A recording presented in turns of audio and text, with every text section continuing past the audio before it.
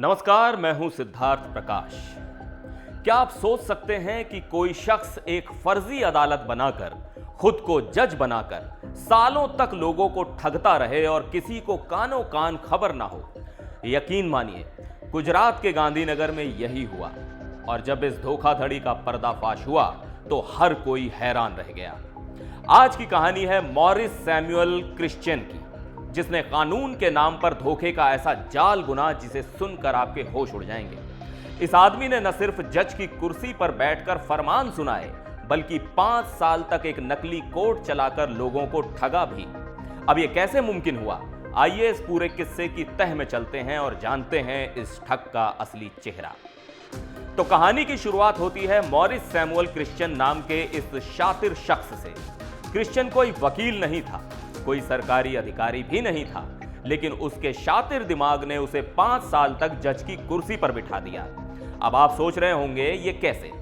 Morris ने अपने दफ्तर को ही अदालत का रूप दे दिया। नकली कोर्ट रूम, दीवारों पर जजों की तस्वीरें, नियम कानून की फाइलें और कोर्ट का स्टाफ तक सब नकली। जो भी यहां आता उसे लगता कि वो सचमुच किसी अदालत में है। क्रिश्चियन ने लोगों के जमीन जायदाद के मामलों को हल करने का भरोसा दिलाया, और जो लोग असली कोर्ट में सालों से फंसे हुए थे वो इस फर्जी जज के झांसे में आ गए। क्रिश्चियन अपने पास आने वाले क्लाइंट से केस का पूरा ब्यौरा लेता और फिर बताता, मैं सरकारी आर्बिट्रेटर हूं, और लोग झांसे में आ जाते। वो बाकायदा सुनवाई करता और अपने क्लाइंट के पक्ष में फर्जी ऑर्डर पास करता, लेकिन ये ऑर्डर असली कोर्ट में मान्य नहीं होते थे। सोचिए कैसे उसने कानून को पूरी तरह अपनी जेब में डाल लिया था। 2019 में एक बड़ा मामला सामने आया जिसने इस फर्जी जज की पोल खोल दी। मामला था गांधीनगर के पालड़ी इलाके की एक सरकारी जमीन का। इस जमीन पर एक शख्स ने अपना दावा ठोक रखा था और वो चाहता था कि उसका नाम जमीन के राजस्व रिकॉर्ड में दर्ज हो जाए, लेकिन असली कोर्ट में यह मामला अटका हुआ था।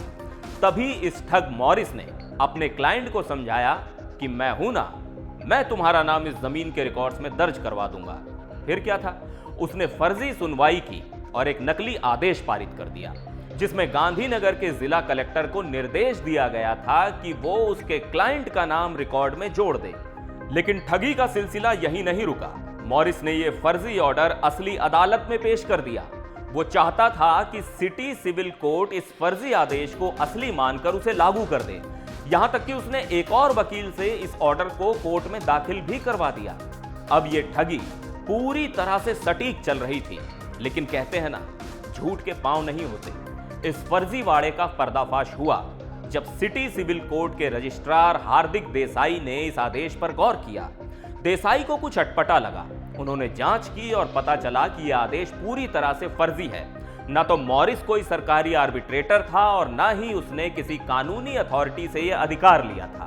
देसाई ने तुरंत करंज पुलिस स्टेशन में शिकायत दर्ज कराई और अब इस शातिर ठग की असलियत सामने आई। अब यह केस पूरी तरह से पुलिस के हाथ में था।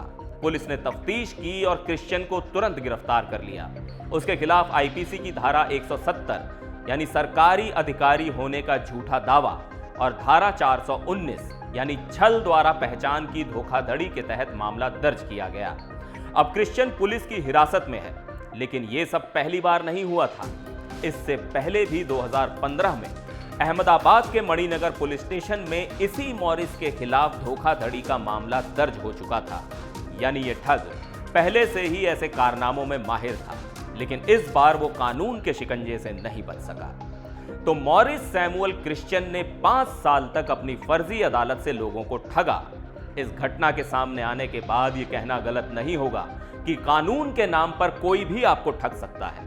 इसलिए हमेशा सतर्क रहें और किसी भी कानूनी मसले में सही रास्ता अपनाएं। असली न्याय पाने के लिए धैर्य और अदालतों का भरोसा करना जरूरी है। नकली अदालतें और फर्जी जज आपको सिर्फ धोखा देंगे। तो ये थी कहानी उस ठग की जिसने जज बनकर कानून का मजाक उड़ाया। एनडीटीवी इंडिया पर फिलहाल के लिए बस इतना ही। मुझे दीजिए इजाजत। नमस्कार।